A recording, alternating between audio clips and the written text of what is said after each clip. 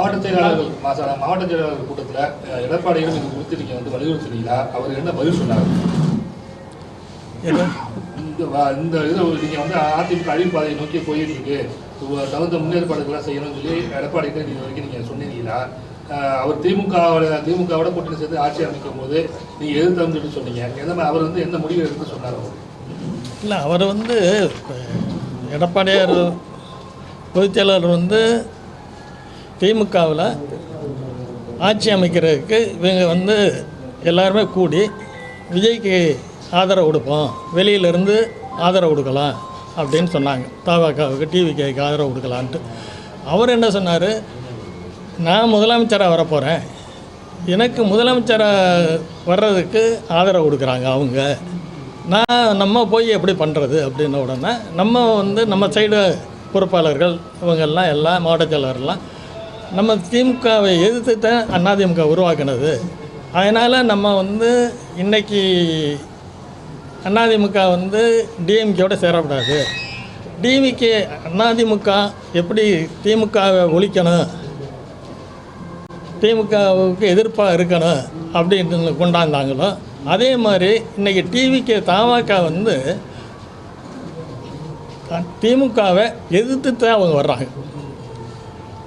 அதிமுக எப்படி திமுக அம்மா இருக்கையில் தலைவர் இருக்கையில் எதிர்த்தாங்களோ அதே மாதிரி இன்றைக்கி முதலமைச்சர் விஜய் அவர்களும் இன்றைக்கி திமுகவை எதிர்க்கிறாங்க.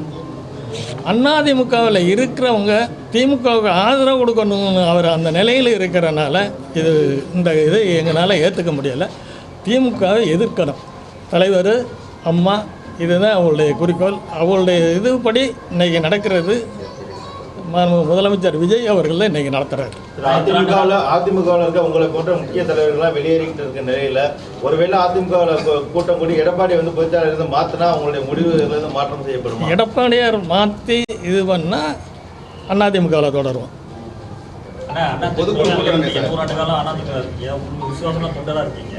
இப்போ திமுக வந்து அனைவரும் டிவிக்கு இருக்காங்க, அது புது கட்சி வந்து உடனே ஆட்சி அமைச்சிருக்காங்க. இத்தனை ஆண்டு காலம் அதிமுக இருக்க நீங்கள் வெளியில் ஏறவங்க எல்லாமே ஒருங்கிணைச்சி மற்ற ஒரு கட்சி அதிமுக உருவாக்கக்கூடாது, நீங்கள் உருவாக்கினா அது இல்லாமல் அதிமுகவே குறை கூறியே அதிமுக ஒரு கட்சி இல்லைன்னு சொன்னது டிவிகே தலைவர். அங்கே போய் ஜாயின் பண்ணுறீங்களே, இப்போ அது எப்படி பார்க்குறது? இல்லை, அதிமுகவை வெளியில் சென்றவங்களை இப்போ ஓபிஎஸ், சசிகலாமா, தினகரன் இவங்கெல்லாம் யார் யார் வெளியில் சென்றிருக்காங்களோ இவங்களெல்லாம் ஒன்று சேர்க்கணும். ஒன்று சேர்த்து தலைமை அதிமுகவை அன்னைக்கு பேசினது பொதுச்செயலர் எடப்பாடி இருக்கான அதில் பேச்சில்லை, பிரிந்து சென்றவர்களே ஒன்று சேர்க்கணும். ஒன்று சேர்ந்து பழைய மாதிரி அதிமுகவை ஒன்று சேரும்போது முடிவு பண்ணி இதை வந்து எல்லா பொறுப்பாளர்களையும் பொதுக்குழுவை கூட்டி முடிவு பண்ணும்போது அவர் என்ன பண்ணுறாரு, எல்லாரையுமே மாவட்ட செயலர்லேருந்து சட்டமன்ற முன்னாள் அமைச்சர்கள்லேருந்து எல்லாரையுமே நீக்கிறார், பதவியிலேருந்து எடுத்துடுறேன் அப்படின்னு எல்லாரையும் எடுக்கிறாரு.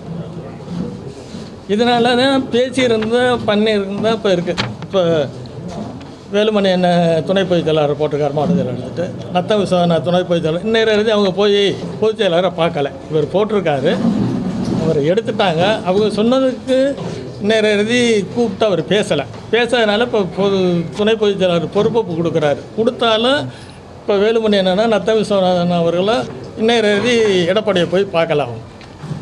நம்ம வந்து கூட்டம் போட்டு முடிவு பண்ணியிருக்கோம், அதிமுக வந்து சற்று விலகி இருக்கிறது முடிவு பண்ணியிருக்கோம். அடுத்த கட்ட நடவடிக்கை எடப்பாடிக்கு வந்து ஏதாச்சும் டைம் ஃப்ரேம் ஃபிக்ஸ் பண்ணிடலாம், ஒரு 10 நாளுக்குள்ள ஒரு பிரிந்தவர்களை ஒன்று சேர்க்கணும் அப்படிங்கிற மாதிரி ஒரு டைம் ஃப்ரேம் ஃபிக்ஸ் பண்ணிக்கலாம். அடுத்த கட்ட நடவடிக்கை என்ன?